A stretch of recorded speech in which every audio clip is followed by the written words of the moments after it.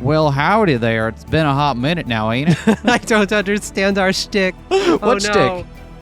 What shtick? Who says I'm doing a shtick? Why can't I do a shtick if I want to do a shtick? You can do a shtick. I just wasn't ready. Well, all right then. Howdy, y'all. Y'all ready for some this here science adventures? It's been a little bit. We took a break because this game is very long and we didn't want to like burn out on it, right? Because like it's fun and exciting, but like it's also like we've done 20 episodes of an hour and a half each so far. Or actually, this is episode 20, but you get me, right? Right. It's sensible. Regardless, I think we are. I'm gonna actually turn down my volume just a little bit. This is our first time recording on like our new expanded setup, and our first time recording with our new friend Bessie the Third. Yeah. Our new computer for playing games that was funded by our patrons. So, thank you, patrons, for allowing us to keep doing this stuff. And by new computer, we mean mostly the same computer, but in a better, non-broken It's like we case. reused some parts, but also we bought like a new case, new fans, new power source, right? Yep. Like there's Bessie the Third is half Bessie the Second, but also half her own being. And now no longer makes horrible clicking noises or randomly freezes and stops accepting mouse input and requires a restart. And is also like incredibly quiet. Yeah. Like it's bothering me that I can't hear it and we're playing like a game. Yeah, I keep being like, oh, we forgot to turn the computer on. And it's like, clearly, no, we haven't. Anyway, let's start in here. It's been a hot minute, but I had to look up what was happening here. So, this decision point was in the middle of the Kagari route. I see. We had determined that Kurisu's intrusive memories that had been imprinted on Kagari were starting to take her over. We had known that people were trying to find her as well, and earlier in the evening, Suzuha had baited them out and fought them off. And right now, what we are doing is we have used kind of like a weird version of Kurisu's time leap technology to and hack into Stratfor, gather their data for Kagari's memory, then you hack into CERN and use their black hole thing to send those memories into the cell phone for Kagari to have back. I forgot that all happened. Yeah, it's pretty wild, ain't it? So before we started this, I'm like, I really should just look up what happened before this decision point, shouldn't I? So what's this game about again? In Kagari's route, the way it continues on is we decline to press the button, and then she reaches over and does it herself. I see. On this route, however, we are going to just man up and do it and say goodbye to Kurisu's memories. Because the other thing is that during this whole route, we've been like unhealthily pining a little bit over the Kurisu memories. You know what I mean? So there's no route where we're just like, yeah, why shouldn't I let Kurisu take over her memories? Well, that's what the other route is, but then Kagari steps in and forces us to.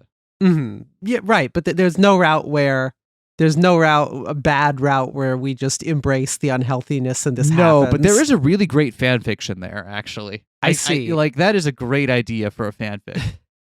The phone I pressed against Kagari's head stopped ringing, and in that moment, the world changed.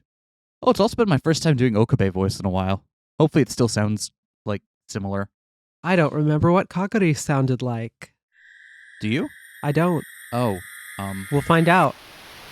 Quite shortly, in fact. Well, somehow doing this triggered a worldline change. Because remember, the people outside from Stratfor, presumably, were after Kurisu's memories within Kagari. Yep. I was inside a deep black darkness. There was no sound, no temperature. Just darkness, cold, and silence. No one was here. I didn't even know if I was asleep or awake. There was nothing but a vague sense of presence. Nothingness. Nothingness spreading out to infinity. Huh? Huh? Oh, what was I doing? Wasn't I just, Hey, Okabe, if you keep lying there, you'll catch a cold. I turned toward the voice. standing there next to the open curtains of the development room was. What? Oh, there you are, Kurisu.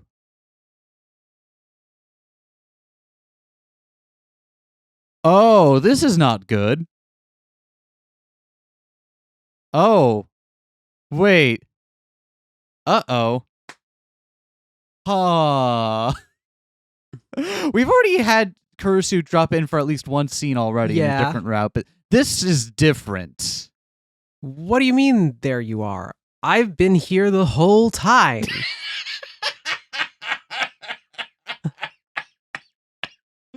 Oh, no. Kurisu supervillain arc starts. Oh, God. I feel like I don't know any of the rules. Have you? Yep. Yesterday and the day before. I've been here a long time. A long time, huh? That seems, It did seem that way, come to think of it. My head seemed like it was full of fuzz. But I wasn't sleepy or tired or anything like that. My mind was very awake, but something was missing. Something important. Hey, where are Daru and Mayuri? Are you really okay? Did something happen to you? Oh no. Because if Kurisu's here, then Mayuri can't be. Yep. What do you mean? Ashida and Mayuri are right there. Look. Huh?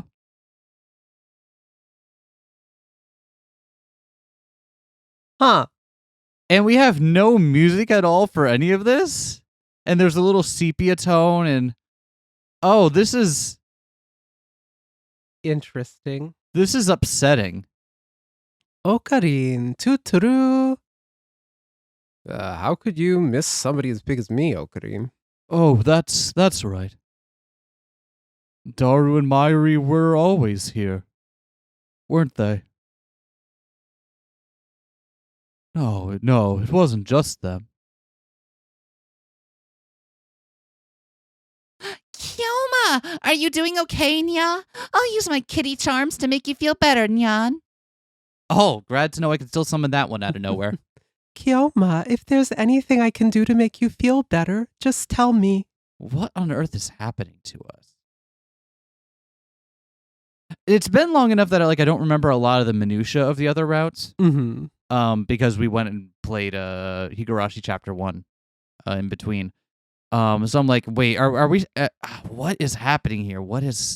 Feel like we should have some idea of what's happening here. Ferris and Lukako as well. And...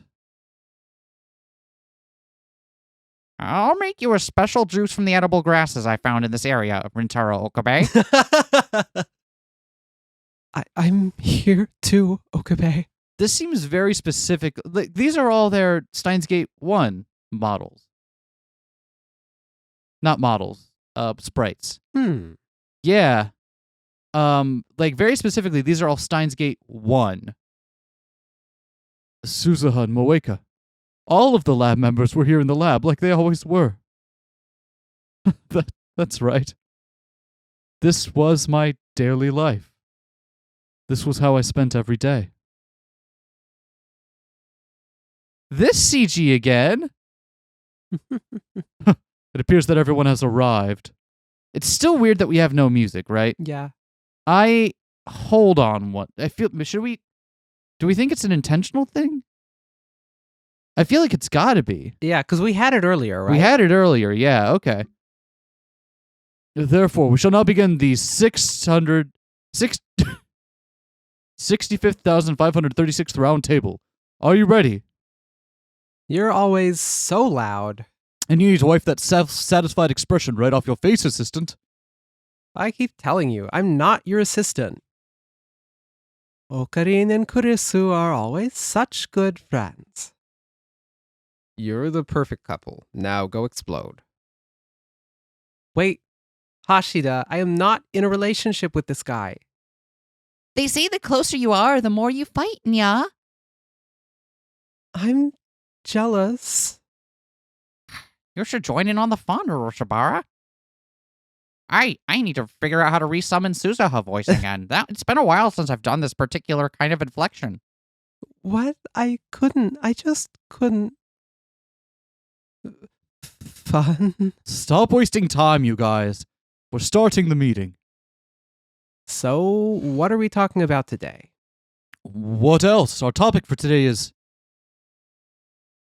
What? Our topic for... Okabe? Something was wrong. Okarin? Everything seemed the same, but... What's wrong, Okarin? That's right. It was cold. Is he a brain in a vat? Did they extract his memories and they're trying to get the time machine secret out of him? Oh, What's going on here? I think you might be right. It's either brain in a vat or something has happened to him and his memories are being played over and over again trying to get at. Kyoma? I didn't feel it. Kyoma. No emotion. Rintaro Okabe. No warmth. Okabe. Everyone was here. Da da da da da da da da da. But it was cold and dark and so cold. Cold. Cold. Cold. Cold. Cold. Cold. Cold. Cold. It was so cold. It felt like the marrow of my bones was going to freeze. Like my bones were made of ice. Like all of the blood in my body had been replaced with mercury. It was cold. It felt like I was going to freeze at any moment. What was this?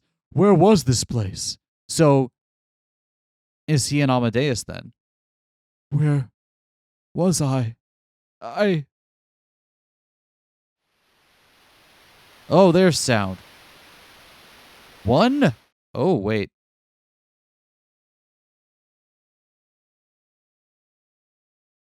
Oh, this timeline. Okay, I know where we're at now. Where was I? What was I doing? I tried to speak, but the words wouldn't come out. It looked like I was lying on a bed, and a very hard one at that. I slowly looked around. It wasn't the lab, and it wasn't my room. The room was old and gloomy. Of course, I'd never seen it before. What was I doing here? Ugh! There was a terrible pain in my head. Like someone had jammed an electrode into my brain. I tried to raise my hand as I lay there, but it was too heavy. It was like all the joints in my body had frozen. It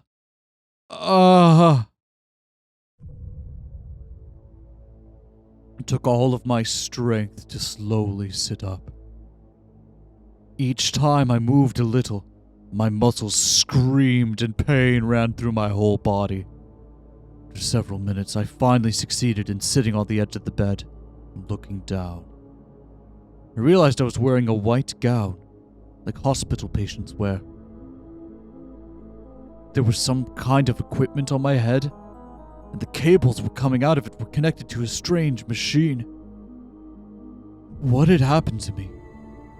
Just a moment ago, I was... That's right, Kaguri. Kurisu's memories had been downloaded into Kaguri's head. We tried to erase them by overwriting them with Kaguri's own memories, but... That's right. I remembered now. The worldline had shifted right after that. What had happened then? I tried to remember, but it was like my mind was filled with fog. For now, I needed to figure out where I was. I took off the headgear and got out of bed. Ah! And immediately collapsed. This didn't make sense. Was I just dizzy after all that was going on in my head? I tried to stand up again. And I couldn't get any strength in my legs. I kept standing up and falling over, and in the end I was only able to get up by grabbing the side of the bed. How could standing on my own 2 feet be so exhausting? Was I sick with some terrible disease? That maybe I'd been in bed for several days.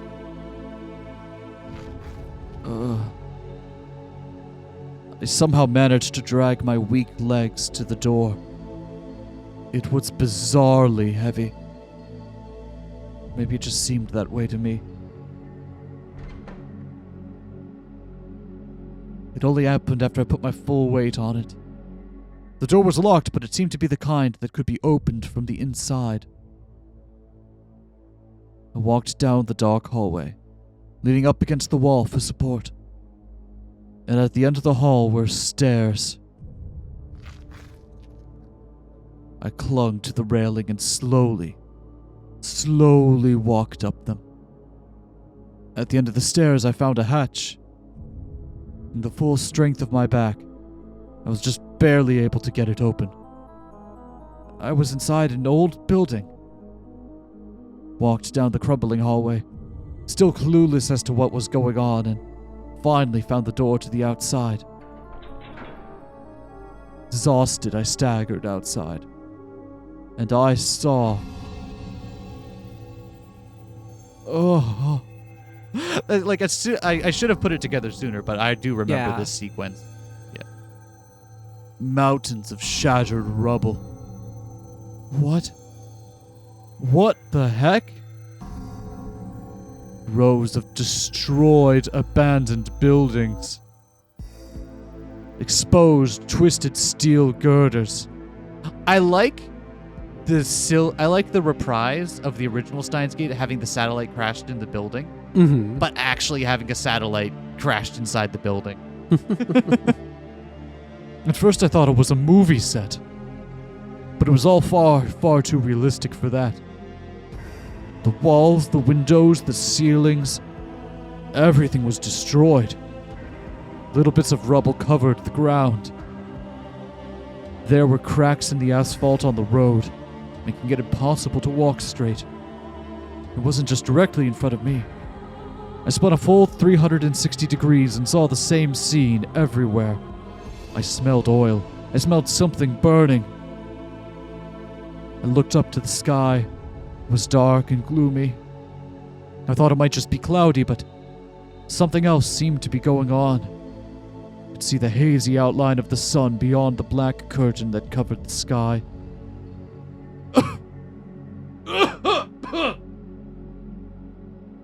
A violent pain in my throat made me cough. I quickly covered my mouth with the sleeve of my gown. My eyes stung. I tried once more to calm down and see if I could remember what had happened, but I had no luck.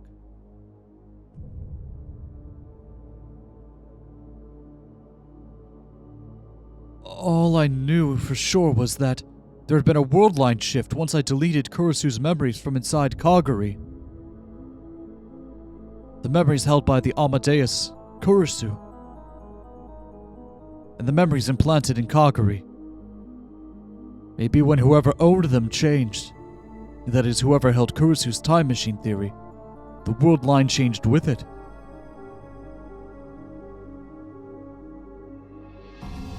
And this was another altered world line, which meant that what I was seeing was... I saw what looked like an ash-covered stick poking out of the ground in the corner of my eye. I slowly went to take a closer look. It was sticking out of the rubble, and at the tip it split into 5 smaller branches. Ah! It was a hand. It was a human hand that had been scorched pitch black. You know how it is. Sometimes you get the rumblies that only hands can satisfy. That only hands can satisfy. Oh! You realize that isn't helping us, right? Avoid the dated accusations. A terrible feeling came rising up out of my stomach. Ugh! And suddenly I thought I saw something move. Someone was there. Where were they? I listened carefully to try and pick them out.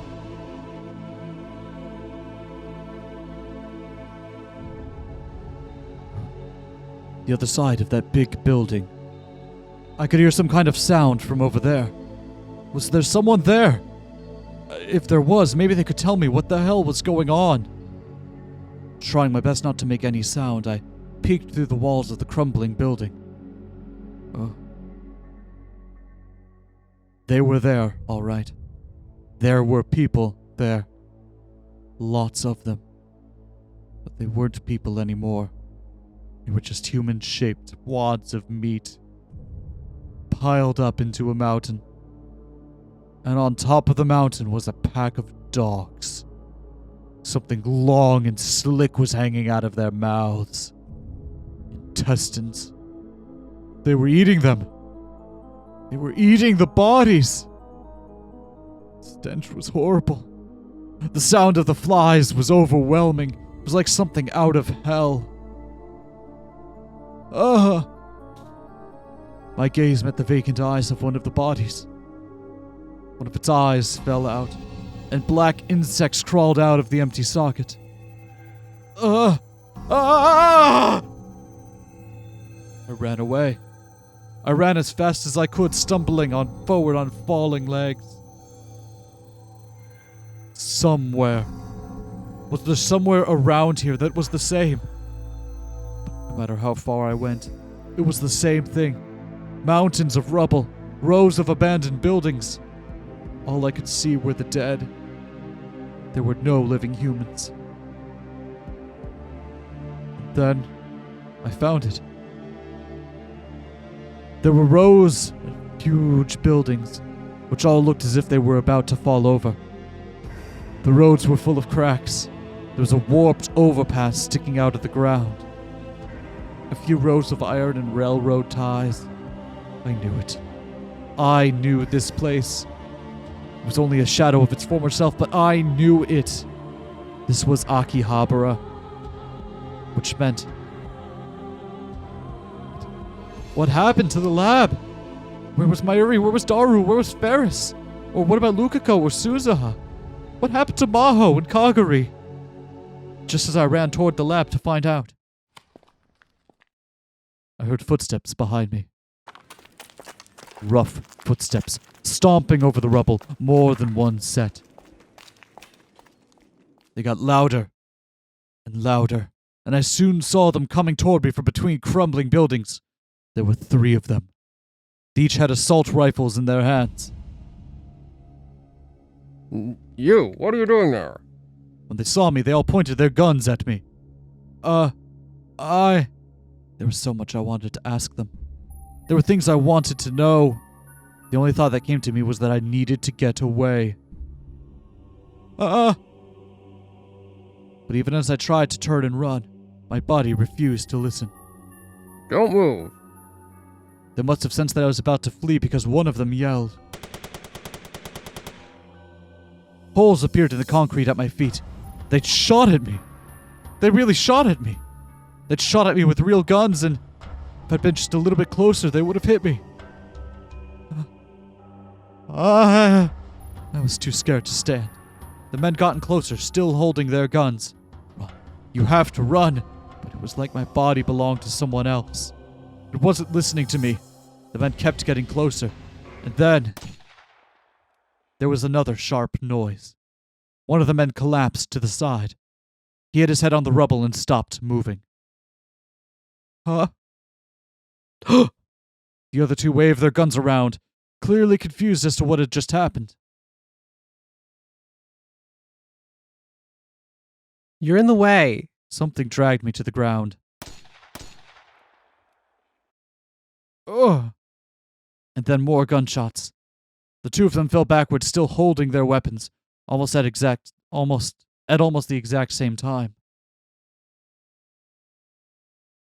They died right in front of me.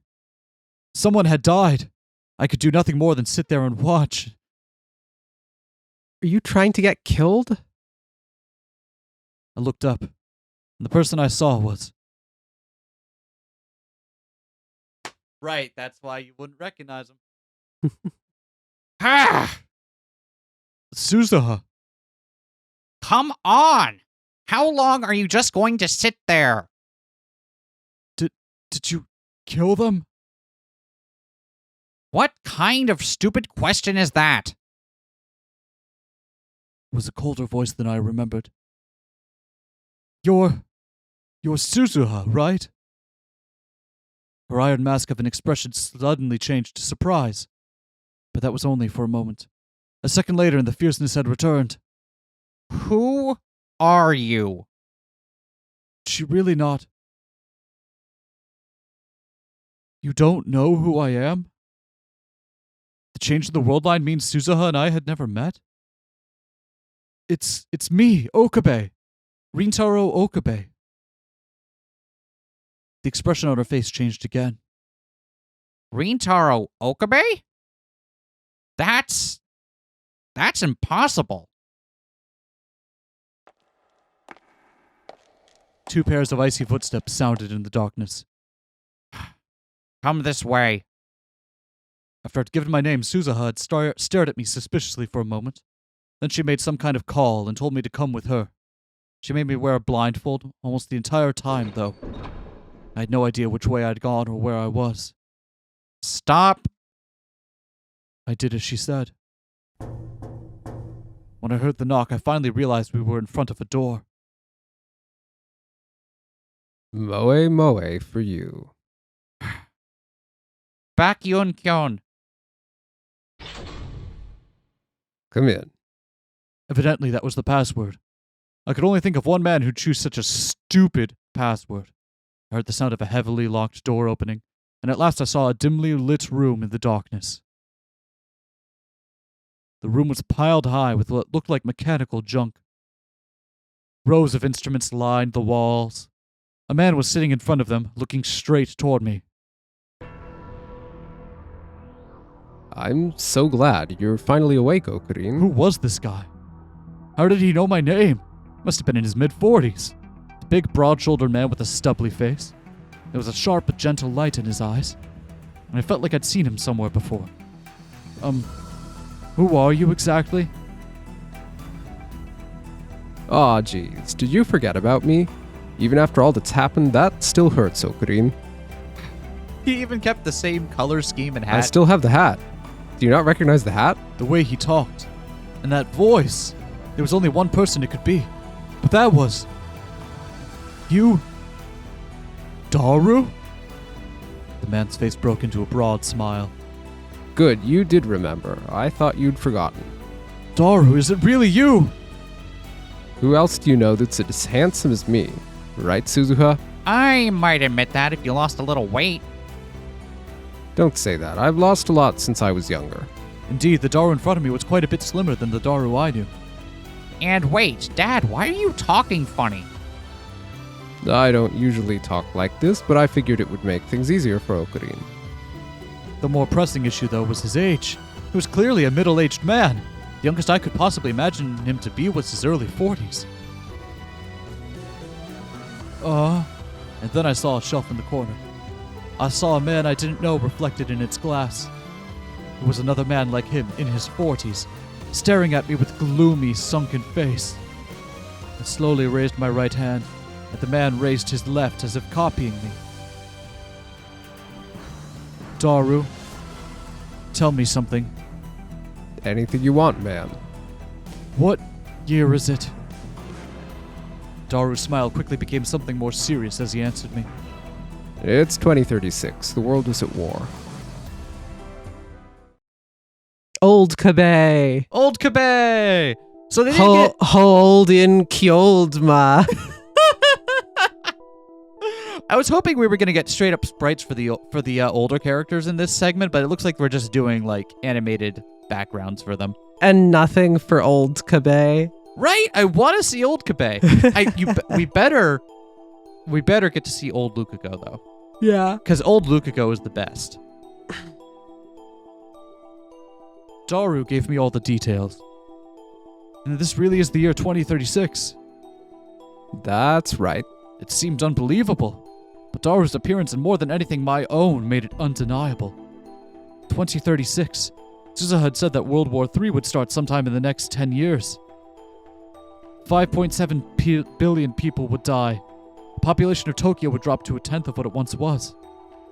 And after that, the Third World War itself would end. But the chaos would continue, and even in Japan, everywhere around the world, battles would continue. Is that what I'd just seen? Why don't I remember any of this? All my memories were of 2011. I had no memories of the past 25 years. My last memory was of erasing Kurisu's memories from Kaguri's head. And Suzuha told me I would die in 2025. Why am I alive? I would like to know that too, Dad. Suzuha chimed in. We were all told Uncle Ocarine died 10 years ago. Suzuha leaned over him. What is going on here, Dad? Did you lie to all of us? Calm down, Suzuha. I'll explain.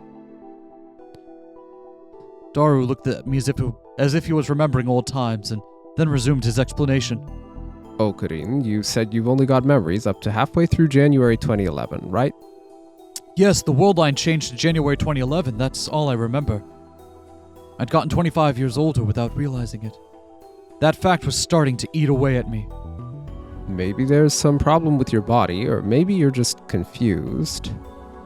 You should have memories up to the end of January 2011. The end? Why the end of the month? It was the end of the month when Mahotan saved your memory data. Oh. Which means that this isn't... The reason we're like this isn't just because the world line changed when that happened. The reason we're like this is because we had to resort to the backup data at some point. Yep. Yajo saved my memories.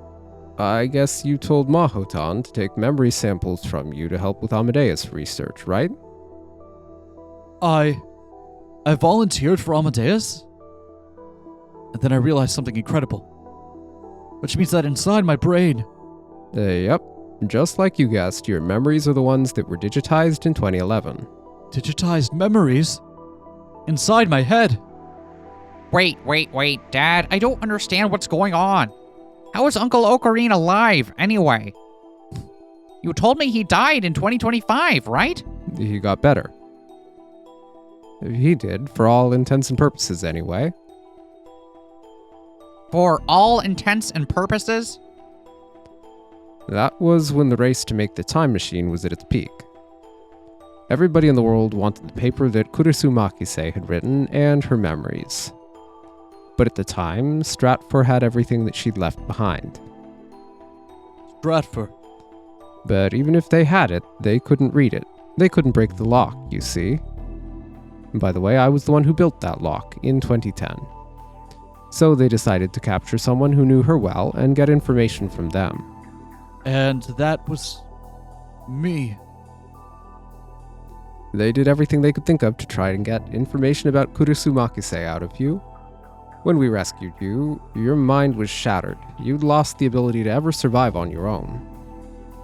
You were as good as dead, and there was no chance you'd get better. So we found some other guy and put your memories in him. Oh, fuck. Then his body was still alive?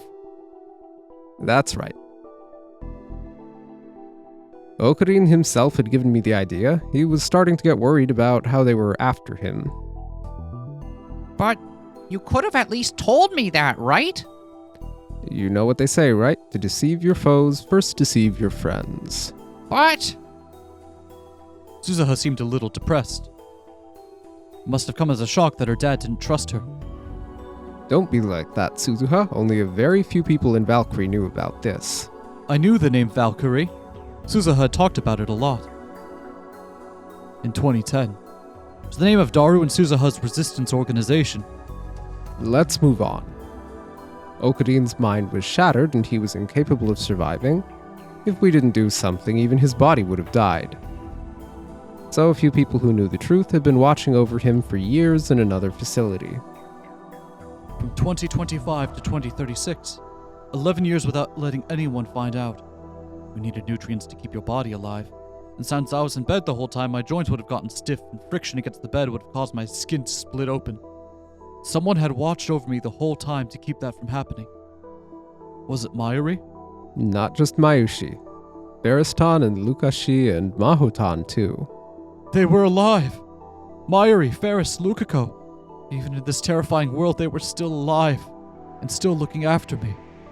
They had been for years. Hey, Daru. Why did I wake up now? My memories had been digitized in 2011. If they'd known those memories existed, they could have downloaded them into me a lot earlier, right? That's easy to explain. Until just a little while ago, we didn't know where they were. Actually, Stratfor had been holding onto your and Kurisu's memory data the entire time. We just didn't know where it was. I found it 2 weeks ago. Want to guess where it was? It'll shock you. Where? Right next to us the whole time. It was at our college. No way. Tokyo Denki? They had a base in the basement. Thus the name. Oh, right. Not that there's much of anything left there now. And we did learn about that in a different route. Stratfor had a base in the basement of Tokyo Denki. So 2 weeks ago, we managed to salvage your memory data and download it into your brain. But for the next 10 days, I hadn't woken up. And just as they were about to give up, I'd finally awoken. After 25 years. 25 years, I stared at my hands. They were so thin I could almost see the bone. And I could see veins popping out of them. The face reflected in the glass was unhealthy and wrinkled. My hair was starting to turn white, too. So I woke up after 25 years. I'm just like Urashima Taro. I can understand that it'll take you a while to process it. Of course it was a shock, but the most shocking thing was these memories were once data. Huh. My memories since I was a kid. My memories of that summer. My memories with Kurisu. All of them have been transformed into zeros and ones. And isn't this like one of the stated goals for Project Amadeus? That way back in the beginning was that they wanted to be able to accomplish this? Yep. Could you still say that I was a person? Could I still be called human? But it's the same as Makise time leap technology, right? You went through that a bunch of times, didn't you? Oh, so you're saying that if I'm no longer human, that happened a while ago. I understand. He was right. But even if I knew it in my head, it still felt strange. I'd been cut off from 25 years of time. It'd all been forgotten and left behind in the digital world. Felt like I'd been stolen from me. I still can't accept this. Aw, don't say that, Suzuha. You're lucky, Dad. You managed to deceive the whole world that way. I didn't have a choice. Deceived, huh? I'd been deceived as well. I've been told I was fated to die in 2025. That even in the beta worldline that wouldn't change. But no matter how it happened, I was alive right now. Even in the past, I'd been deceived by the future. And it wasn't just me. Suzuha and everyone else, the whole world had been deceived.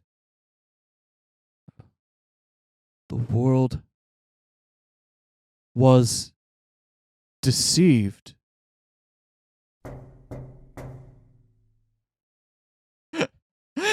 Oh, and if you've already played Steins Gate, if you're here at this deep in Steins Gate 0, so that's where he's getting the germ of the idea for how he actually avoids all of this. Yep. Right? To deceive the world. And then there was a knock on the outside door. There was a visitor, it seemed. Suzuha got close to the door. Moe for you. Pakyun Kyun. After hearing the world's most ridiculous password, Suzuha unlocked the door. It opened and a young girl came in. Uncle Daru, big sis Suzuha, toot-toot.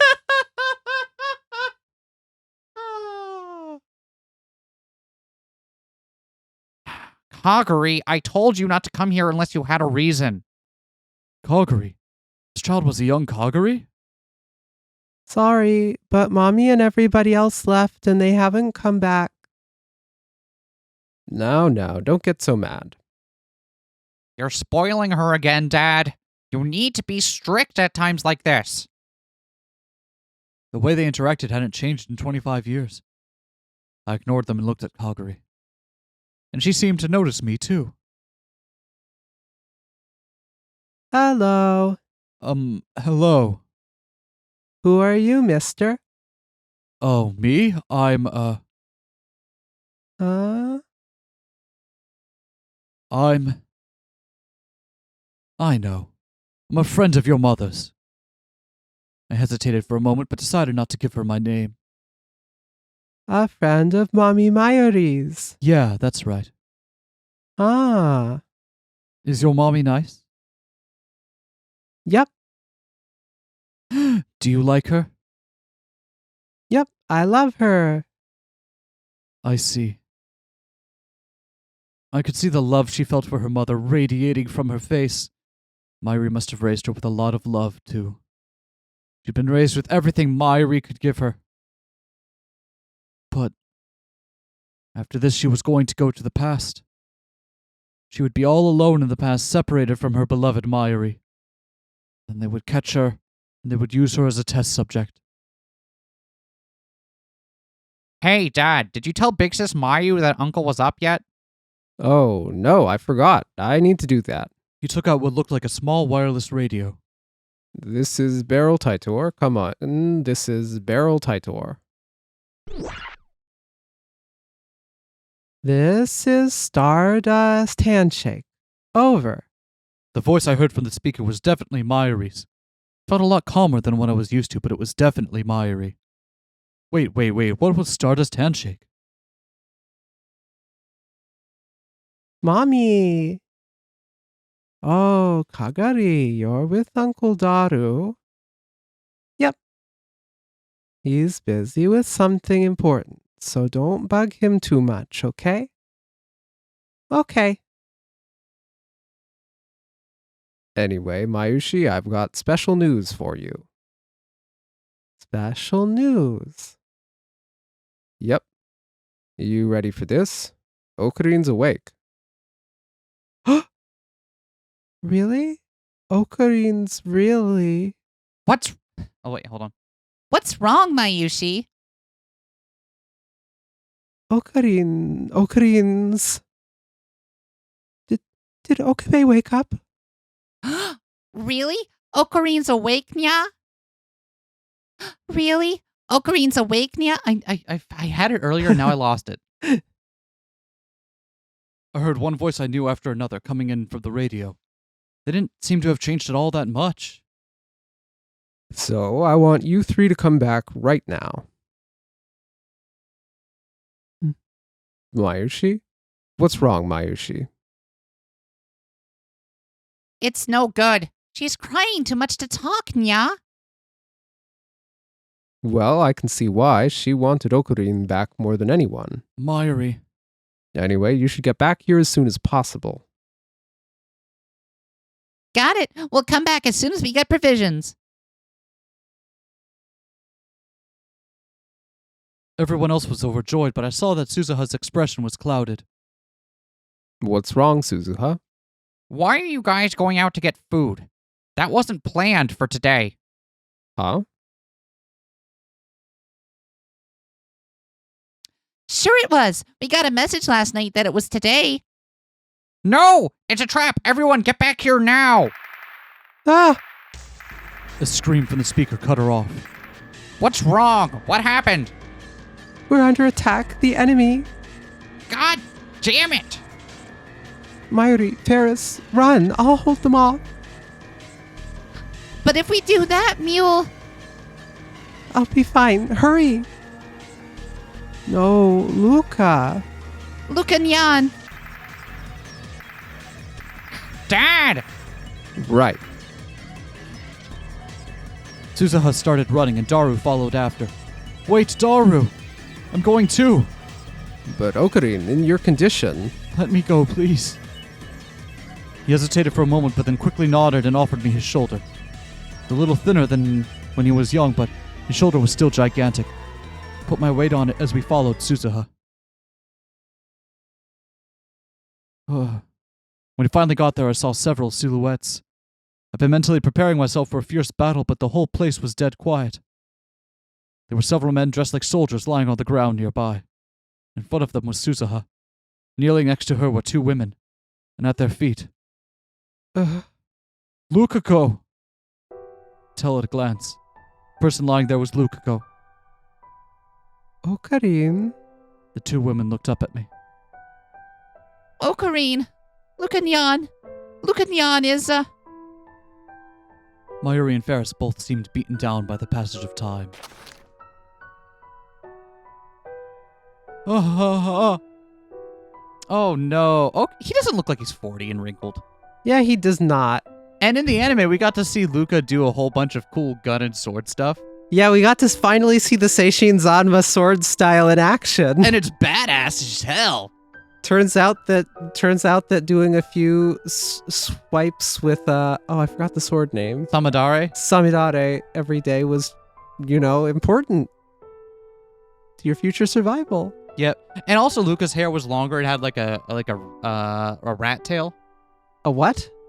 Not like a full ponytail. I think that means a different hair thing. I think that means a different hair thing. I think that means a completely different hair thing than what you mean. Maybe. I don't know what the words are, but it was like a really long, really thin ponytail. His features had grown more gallant, but his face was still soft and feminine. Lukako looked at me with hazy eyes.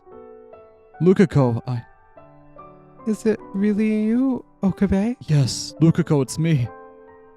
You called me Lukako. It really is you. A single trail of blood dripped from Lukako's mouth. His outfit was stained with blood over his right breast, and blood dripped over onto the ground. Knew immediately the wound was fatal. I'm glad what I just heard was true. Thanks to you, I was able to wake up. Thank you. Lukako's hand reached up toward the sky as if he was looking for something. Maybe he couldn't even see me anymore. When I grabbed his hand, it was very cold. Okabe. What is it? I did it. Yes, you did. Thanks to the Seishin Zanma school you taught me, I was able to protect Mayuri and everyone else. Yeah. I'm one of you guys now, right? I'm really one of you now, aren't I? You idiot, you always were one of us. Lukako reached out a cold hand and touched my cheek, and smiled a dazzling smile. That makes me happy. That was all he said. Then, the touch on my cheek disappeared. Lukako! Lukako! Luka? The cold hand fell to the rubble-covered ground. Lucanyan. And it never moved again. How could this happen? I'm glad. Lukako always wanted to see Okarin. I'm glad he got to see him in the end. Glad? She was glad? After all this? Mayuri's words made me realize how hellish the last 25 years I'd slept through must have been. Luka Urushibara, you fought splendidly. You saved us. Please rest in peace. It's just not fair. Ugh!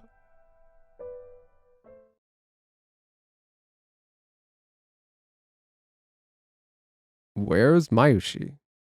She cried herself out and went to sleep. I can understand that. She and Lukashi were good friends. Brother Luca! Lukako was dead. He died protecting Mayuri and Ferris.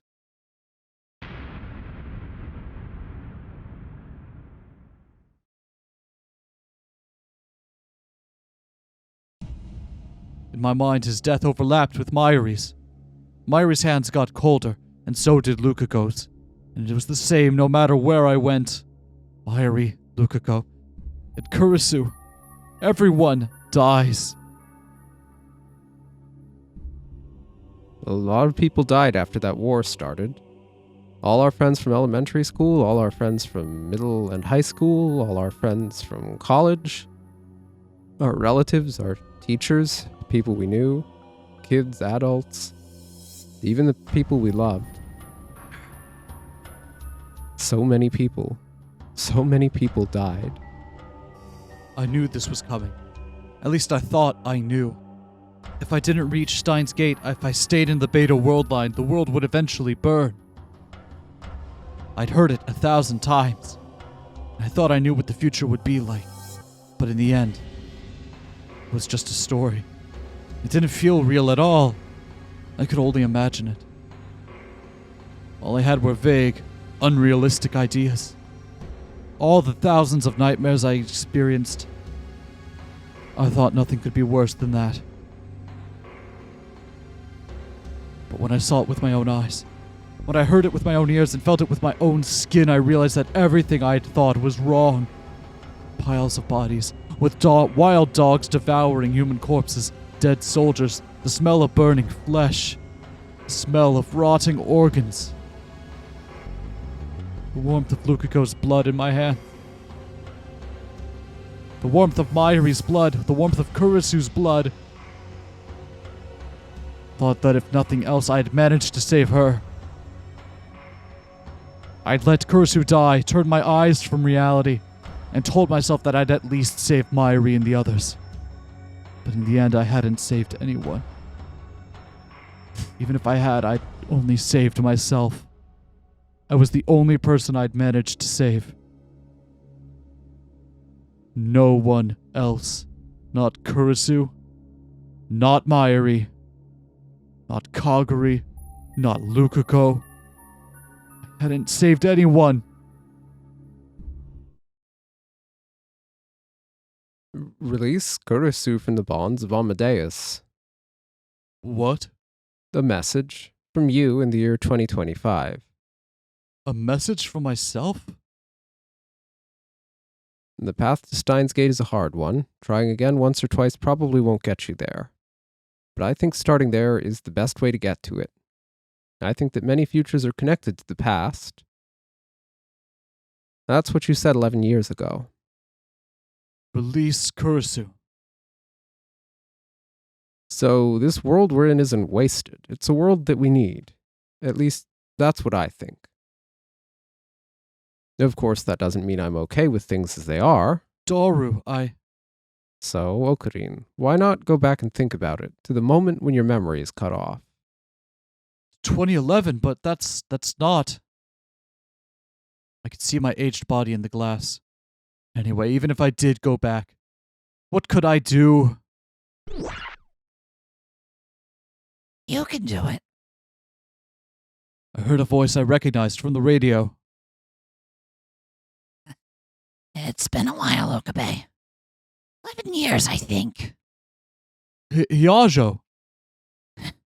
Look in the back of the room.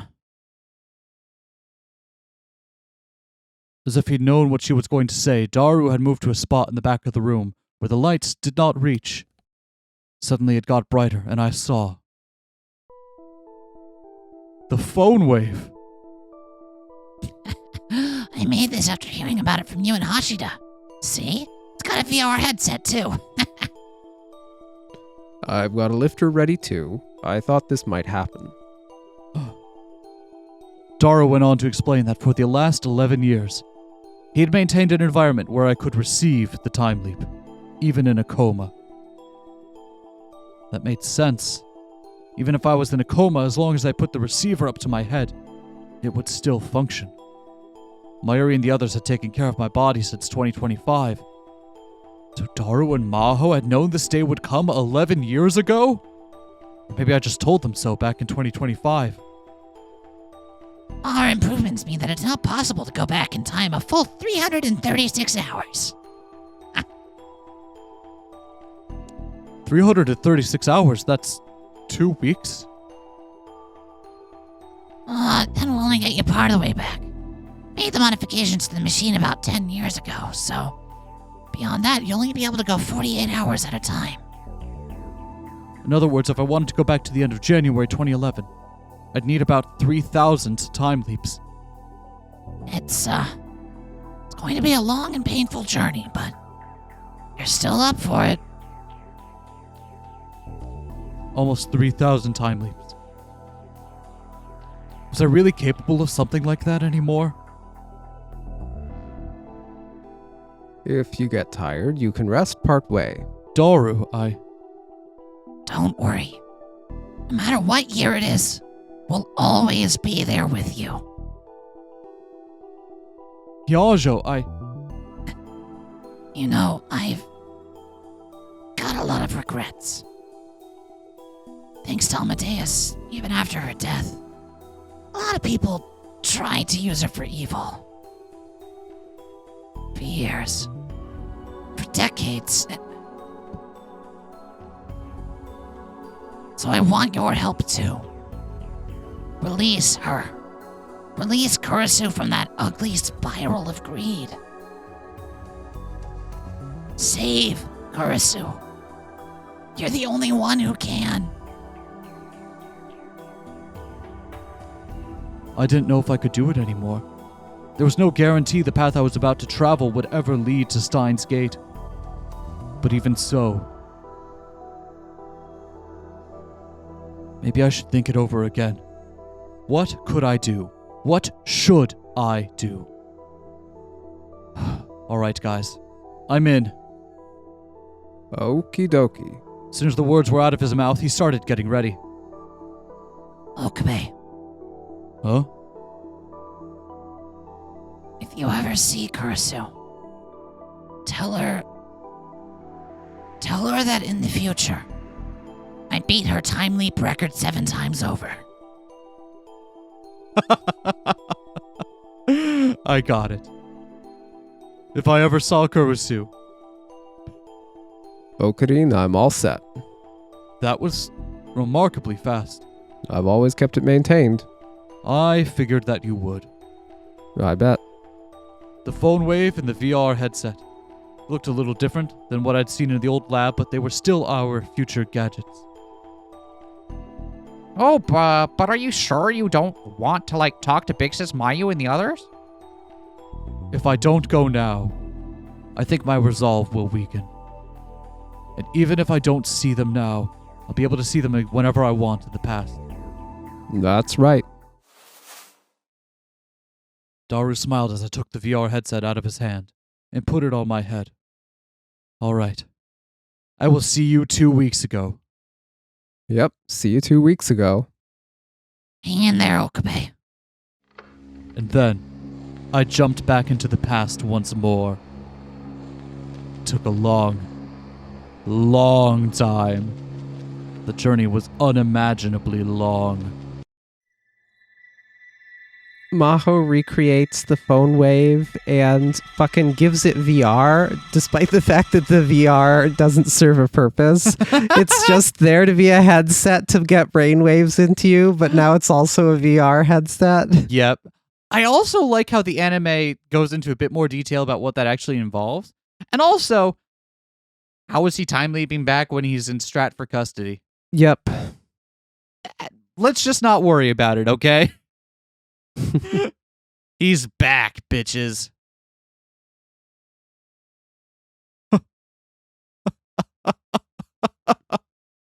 I looked at the phone I was holding in my hand. The date read January 31st, 2011.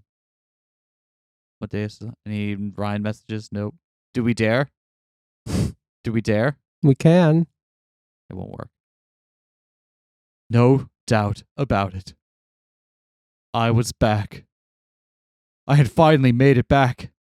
I'd gone back through so many years. I've done thousands of time leaps.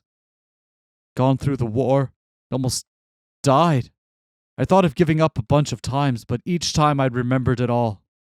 That ruined world. The piles of corpses. The screams. The shouting. The dripping blood. And Daru and Maho, and how they'd sent me off. After a long, unimaginably long time, I'd finally made it back. Oh, Karin, did you get some bad news or something? Huh? You've been kind of spacing out since you picked up the phone. No. That's not it. Mayuri was here. Are you still thinking about New Year's, Meowby? Nya. Ferris was here. Get a hold of yourself, man. And Daru.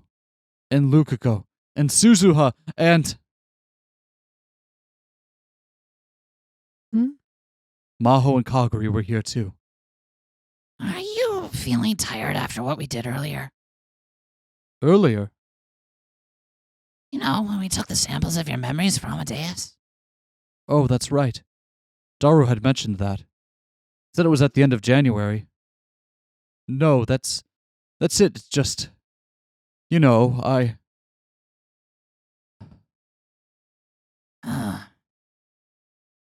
Kaguri. What is it, Okarin? You still can't remember what happened since you've come to this time?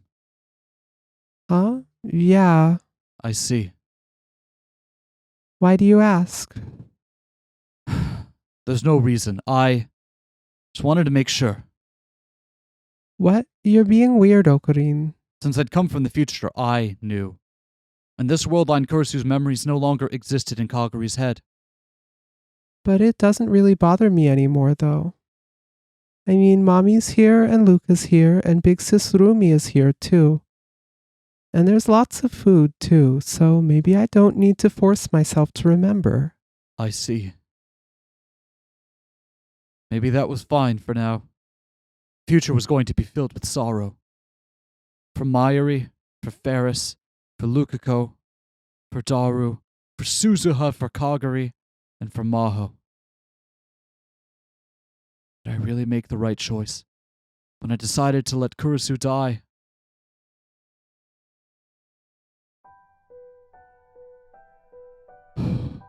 After everyone had left and I was alone, all of the exhaustion came crashing down on me. I time leaped over 3,000 times. I thought I'd be able to work things out in my head along the way, but I'd been so desperate to return to the past that I hadn't the time. My mind was worn down after all the time leaps. I thought I had made my decision, but I'd found myself wavering again and again. I only managed to do it by telling myself I had to get back before I could make any decisions. And now my head just felt so tired. What should I do now? What should I do? For now, I didn't want to think about anything, but I felt too awake to even sleep. With everyone gone, the temperature in the lab quickly dropped. It was freezing. But it was nothing compared to the cold I'd felt before. That world I'd seen right after I had erased Kurisu's memories from Kaguri. Kurisu was there, Mayuri was there, everyone was there. It was a scene from that very brief peace I'd had during that summer. But that world had been so cold. And now I knew why. That was the world I'd experienced when I was asleep, existing only as data. A world built only of zeros and ones, like being alive even once you're dead, or being forced to stay alive even though you were dead. People I loved were there, but there was no warmth. I could reach out and touch them, but there wasn't even a little bit of warmth. It's like floating in a deep, dark space without any light at all. And Kurisu Makise was now experiencing that too. She was all alone in a cold world without the slightest trace of warmth. I raised my hand up under the fluorescent light. I could see the veins rising up out of it, and the red blood flowing within them. I was alive. There was warmth. But could I really say that I was alive? Now that my memories had been digitized, after being exposed to that cold world, could I really still be called human? I heard my knock at the door and turned my eyes toward it.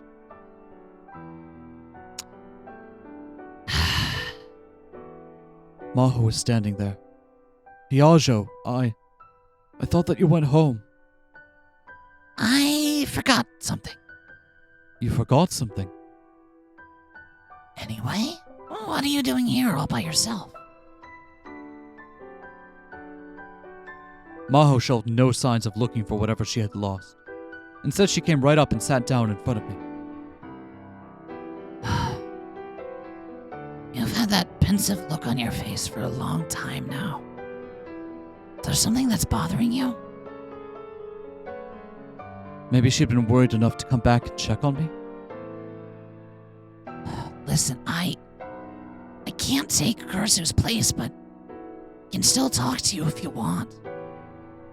Hyajo. There was no need to worry about whether I could tell her or not. I needed her to make the time leap machine. And for that, she needed to hear everything. Not exactly easy to believe, but will you listen to me anyway? Wait, but if you got here, that means she already has it built 2 days from now, buddy. Yeah, because he said so. Oh, okay. This is the earliest he can get because it's the point when he tells her to make it and it takes her 2 days to do so. Fair it enough. just works. It's just a closed time. Don't worry about it. Also, could Okabe get infinitely old by simply living through this timeline and then time leaping back and then living through this timeline and time leaping back over and over again? He does that in one of the Steins Gate endings. He does? Or at least to the point where he starts to, lose Right, he does. He Yeah. does get infinitely old in one of them. Right, at least to the point where he starts losing empathy for the people around him. What's your problem? That was the first thing she'd said after I finished. Just like last time, it wasn't something that was easy for her to believe. But Maho must have sensed something in the way I spoke, because she listened until I finished. She interrupted me whenever there was something she didn't understand. She was especially interested in the time machine and the time leaps. I told her everything I knew about them. Will you believe me? I mean, I don't have a choice, do I? Just seeing the look on your face. And,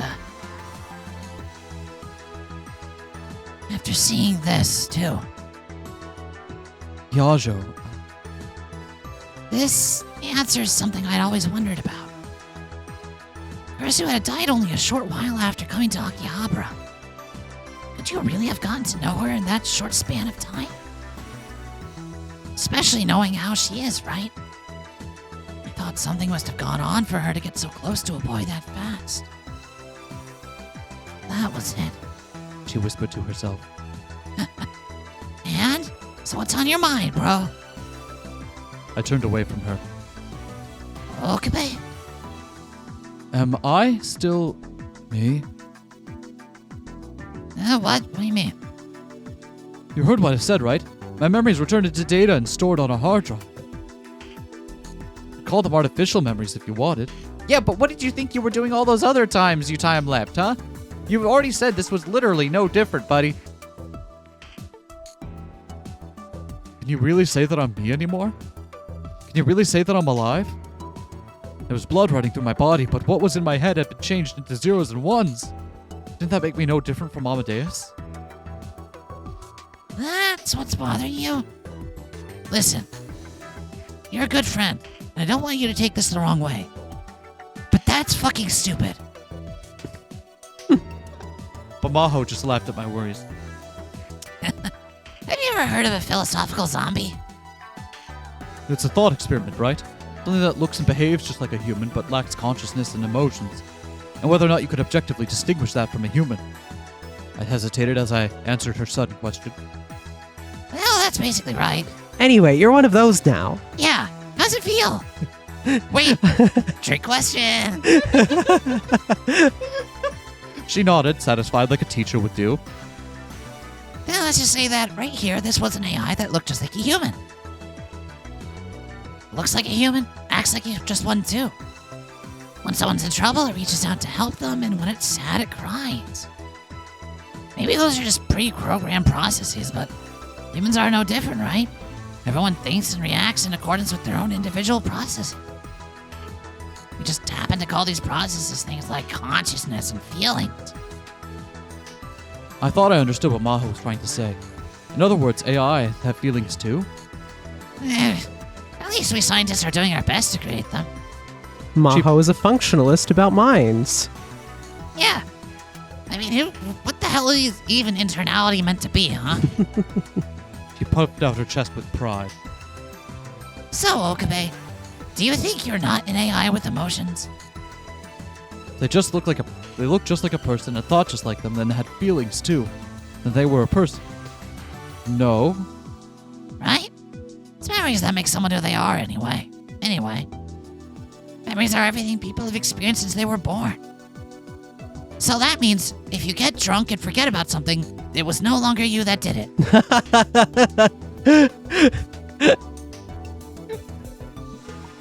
What?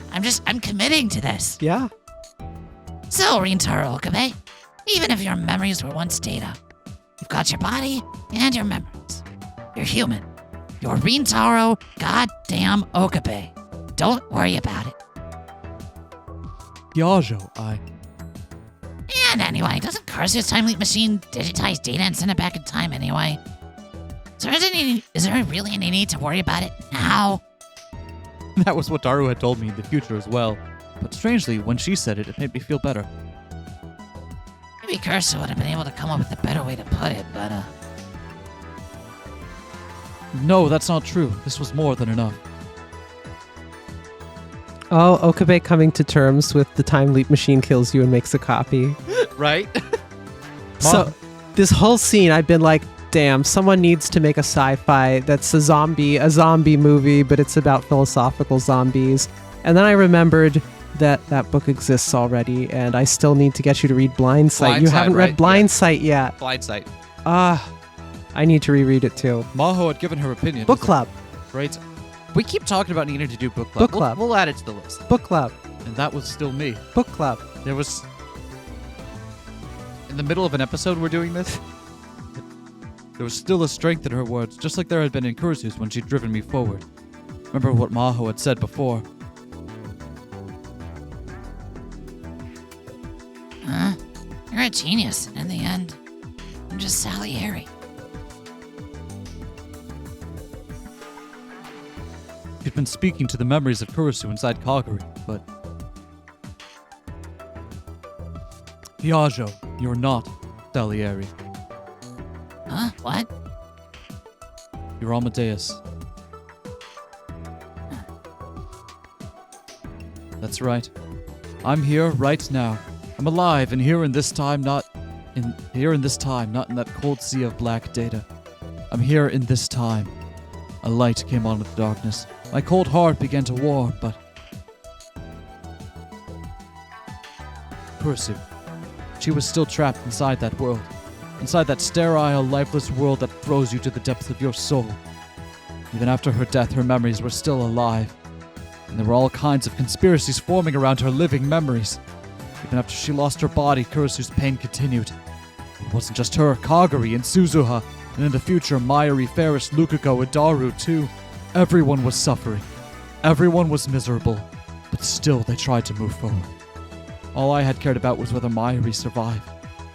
I thought that even if the Third World War came, no matter what happened to the world, as long as Mayuri was happy, that was all that mattered. I tried to think that. I thought that no matter how much blood and tears awaited us in the future, as long as things were fine now, that was all that mattered. I thought I'd understood. I thought I'd understood how awful the future Suzuha described was, and how hard Daru and Suzuha would have to fight. I thought I understood all of that. Suzuha firing her gun and staining her hands with blood like it was nothing at all. Mayuri and Ferris, pale and colorless. Lukago lying on the ground and never getting up again. Kagari and the others whose lives were ruined by fate. I'd seen them with my own eyes, and touched them with my own hands, and I finally understood. I'd only been pretending to know so I could run away. I told myself I was going to die in 2025, and looked the other way. 2025. I wasn't dead. Everyone just thought so. Everyone had been deceived. That's right, deceived. Me in the past, and everyone else in the future. The world was deceived. I thought the future was settled, but a different future awaited me.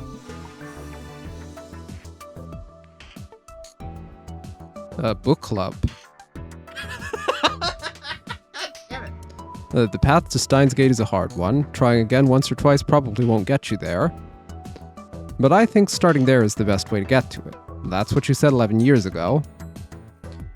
So this world we're in isn't wasted. It's a world that we need. At least that's what I think. So you're saying that suffering builds character? Exactly. I had no way of knowing what would make me say that 14 years from now. All I knew was that 14 years from now, I would know this day was coming. So maybe I should do what I said. If that future in 2036 was necessary, then maybe a world where Kurisu was released from her electronic prison was necessary too. No matter how hard the path would be, I had to take that first step. And what I needed right now was that first step. Yajo, Yeah, what up? can you help me a little more before you go back to America? Alright, but on two conditions. Conditions? First, you let me look at that time machine over there. And second?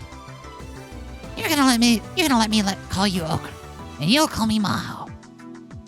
I don't think they're too much now, do you? There was an innocent smile on her face, the like of which I've never seen before. All right, Maho. Score! Thanks, Okra. Thokari. When she put her small hand against mine, I felt a solid warmth. I haven't done the Maho voice in a while, and I found the particular level of scratchiness I need for her. I need to get that back together. What is it, Okarine? Why didn't you call me back after I'd already left, Nya? That's right. I don't live that close to here. If you wanted to talk about something, you should have said so before I left. I'd call all the lab members back after they'd left to go home, and they weren't happy about it.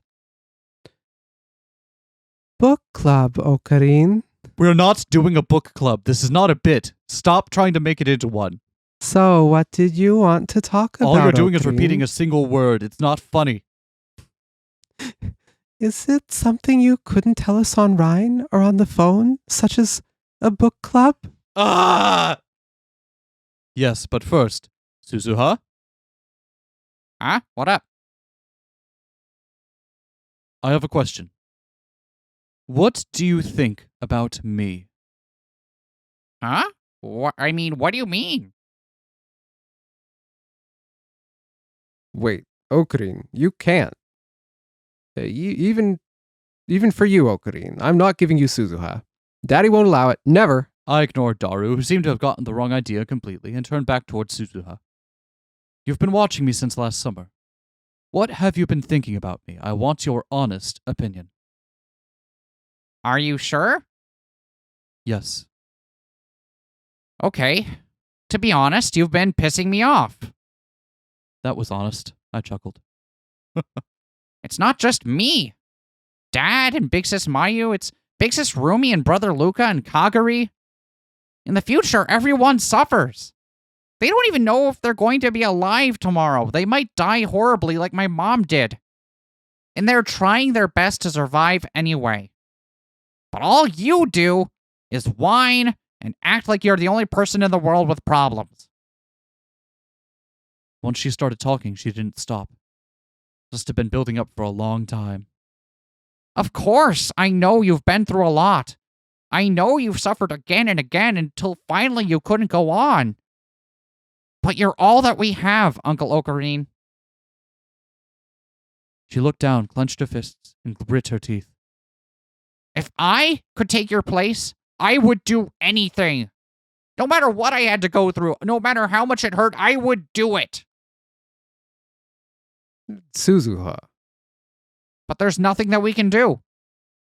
You are the only one who can do anything. She suddenly looked up, and I could see on her face all the complicated feelings she'd been holding back. But all you do is talk about how it's impossible. Or you can't do it, or that you don't want to. You just whine, and you won't even listen to me. I never said anything because Dad was around, but you've always pissed me off. A lot of the time, I just wanted to punch you. Probably felt good to get that off her chest. Suzuha, you don't need to go that far. That's right. Ocarine understands, Nya. I did understand. Yeah, I understood that something had to be done. Then why not do it? Do what? You wanted to hit me, right? Then hit me! What? But, No need to hold back. Suzuha, stop it. Ocarine is... It's fine, Mayuri. This is my way of settling things. With Suzuha, with the future, and with myself. Ocarine? Is that your fetish? Then I guess I won't stop you, but, are you really sure? Suzuha took a step toward me. Yes, I am. But I was ready. All right. This is gonna hurt. I can't get a good knuckle crackle. fucking drops him dead in one blow, and then it's like, well, fuck, we're stuck in the beta Credits world roll. line. Yep. Guess we got to do that Huh? digitization thing again. No, wait, you can go easy on. Hiya! Oh, ho, ho, ho. Oh, ho, ho. She hit me hard enough to knock me across the room. Oh, sorry. I guess I put a little too much force into it. Ugh, I just heard a really loud crunch. Are you okay, Ocarine? Everyone ran over and looked down at me. Yeah, that hurt a lot. Probably did more damage to my brain than reading Steiner or the time leaps. But...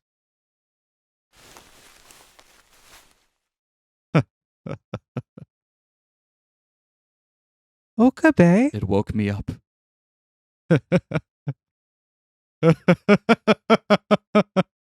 Now I just had to do what I could. Ocarine. Is that Kyoma? Ocarine. No, Mayuri. I am Kyoma Hoenn. Kyoma? Sploosh. Yes, my name is Hoenn Kyoma. Lab member number 001, the founder of this lab, the man who longs for chaos, the mad scientist who will upend the ruling hierarchy of the world, Hoenn Kyoma. Lukaku, Right. bring me my white lab coat immediately. Right, Kyoma.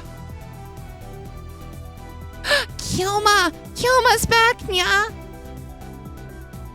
Dad? Did I break him? You did it, Suzuha. Okarine's finally ready to fight. I didn't realize Ocarine maintenance was that simple. A spot of the gold percussive maintenance does the trick, I guess. I'll try that next time. True. Here you are, Kyoma. Indeed. We don't get a CG for this. I put on my lab coat on for the first time in a very long time. Been sitting on the shelf in the back so long that it smelled a little moldy even. And yet, that's right. This is it. This is my holy silver armor. At this moment, Hoenn Kyoma has awakened. He has revived from his long slumber.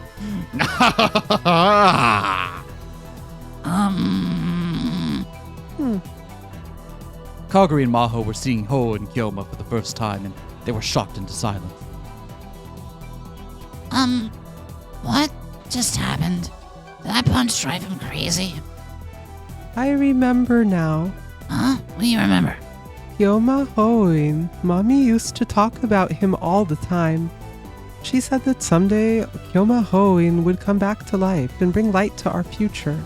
I'm having a really hard time keeping up with all this. You, the lolly over there. Oh, what? You, I'm talking to you. What? You're not talking to me, are you? You're the only lolly here, aren't you? Who are you calling a lolly? I give you the honor of being lab number 009. You shall be my servant to participate in our operations. What? Why do I have to be your servant? What the hell is a lab member? Huh, just like the name suggests, it means you're an official member of this lab. You must feel very honored. Honored? What? Next, Kagurishina. Huh? You are lab number 010. You got that? Okay. Does that Wait. mean I'm invited to your book club? No, there will never be a book club as long as Ho and Kiyoma is here. Wait, Kyoma, we don't get to be lab members, nya? I'm sorry. Ferris and Lukago seem upset. Come to think of it, I'd made them lab members in the Alpha World line, but not this one. I never told you, but of course you are already lab members. Lukago is 006, Ferris is 007, and Suzuha is 008. You all got that? Yes, sir. Yay. I don't quite understand any of this, but roger that. Wait, Okarin, who's 004 and 005? Those two numbers are reserved for not appearing in this game. For Kurisu and Moeka. To be honest, I don't like the idea of leaving Moeka as an official lab member, but in order to reach a future where that could be true, I would have to face the past right now. That was my decision. Ha ha ha ha! Now that everyone is here, I have something to declare. As of today, January 31st, 2011, we will begin a new operation. Our goal is to annihilate the coming future, to overturn the future of the world itself. That is our goal. You all got that?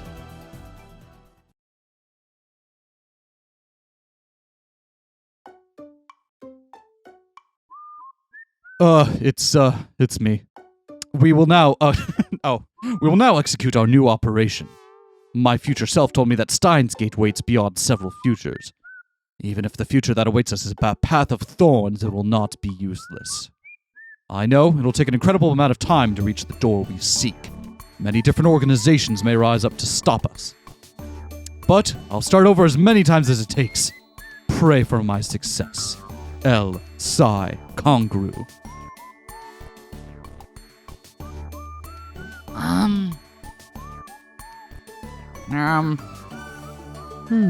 After I finished my phone call, I realized everyone was staring at me. Please don't look at me that way. I'm embarrassed too. What? What did I just see? This is... I know, it's like a ceremony. A ceremony. Right. Yes, this was a ceremony. A ceremony to stop my fears from getting the best of me again. Wait, Okarin. Don't tell me you did this all around Kurisu. I am not Okabe, I am Kyoma. Are you messing with me? Mahotan, don't give him too much of a hard time. He's still trying to figure things out. Alright. Wow, so this is Kyoma Hoin, huh? No, it's Hoin Kyoma. It sounds wrong when you do it that way. That's right. He's the mad scientist of madness. In the reincarnation of an ancient alchemist, nya? He's also the master of the Seishin Zanma school. Wow. I'm sorry, Dad. I'm having trouble keeping up with all this. Please don't stare at me like that. It's breaking my heart. Alright, whatever. So what exactly is the plan here? First up, let me make something abundantly clear. Our final goal is a future where the Third World War never occurs. Just like I told myself a second ago, I didn't expect to get to the world line we wanted, the Steins Gate world line, immediately. It's like I had to build up to the beta world line little by little. I'd have to go through many pasts and many futures. And to do that, I first had to write this world line's future. This world had lost Kurisu, and the price for that was dire indeed. But I wouldn't let the future that awaited us be so full of suffering and pain. I wouldn't let it happen. Everything had to begin with that, even if the future before us wouldn't end up never having happened at all. That was my responsibility, since I had chosen this world. I told you I've been through several worldline changes since coming to the beta worldline, is that correct? First, we need to remove the cause of those changes. What is it, Nya? Kurisu Makise's laptop and hard drive, and her memories that are stored within Amadeus. The time machine paper contained on the hard drive and all of her memories relating to it. All of those worldline changes, it was safe to assume they'd been caused by Stratfor and others fighting over them.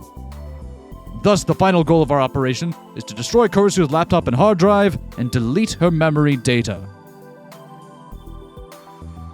You can't delete Kurisu's memory data. You can't just... Are you serious? Yes. But those memories are all we have left of her. They're all we have to prove that she was ever here. I don't want to delete them. I knew how she felt. Until a few days ago, I would have agreed. Then are you okay with them being misused? It's not... On my way to this world line, I saw her memories start wars again and again. And many people have been caught up in that. Kagari was just one of them. What happened to Kagari in the past several years, that probably hadn't changed in this world line, which meant that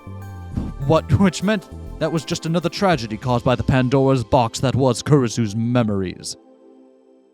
And I've experienced that world of data too. I've experienced its cold.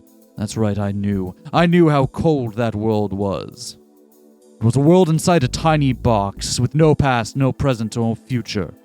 Do you want to leave Kurisu in that cold, dark world forever?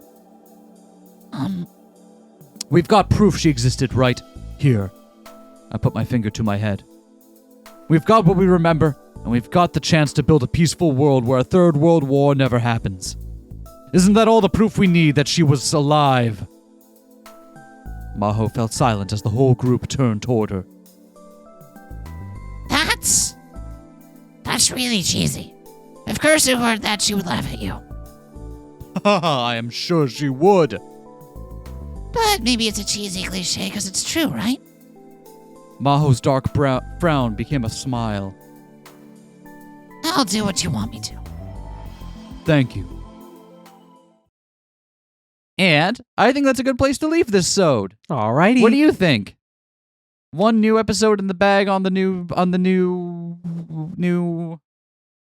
computer. Yeah. I think it's doing. I like this setup. Yeah. The little behind the scenes. We have a second screen now, so we've been monitoring. Like we can monitor our vocal levels on recording, as well as the actual audio levels on the game recording itself, and our CPU usage all in another window. This is so nice. I love this so much. Anyway, we'll see you all next time for more Halloween Kiyoma action. He's back. He's back, baby.